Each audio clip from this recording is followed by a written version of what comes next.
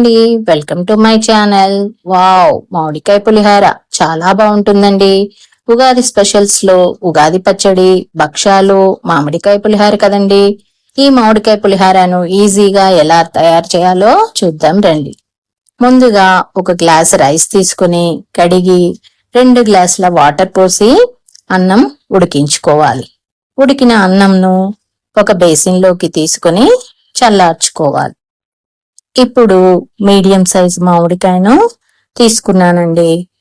మీరు ఈ మామిడికాయ పులుపుని బట్టి చిన్నదా పెద్దదా చూసి తీసుకోండి. ఈ మామిడికాయ తొక్క తీసి ఇలా తురుముకోవాలి.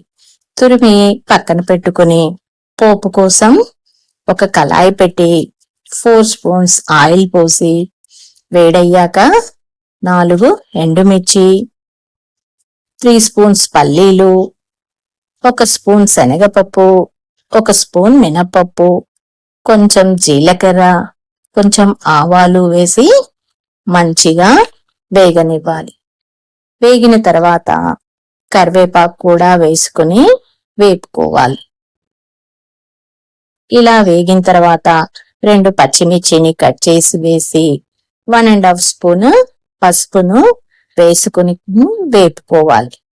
ఇలా కొంచెం వేగిన తర్వాత మనం తురిమి పెట్టుకున్న మామిడికాయను వేసి 1 నిమిషం పచ్చివాసన పోయేంత వరకు ఉంచి ఈ పోపును చల్లారిన అన్నంలో వేసుకుని రుచికి తగ్గట్టుగా 2 స్పూన్ సాల్ట్ వేసుకుని పోపు మొత్తం అన్నంకి పట్టేలా కలుపుకోవాలి.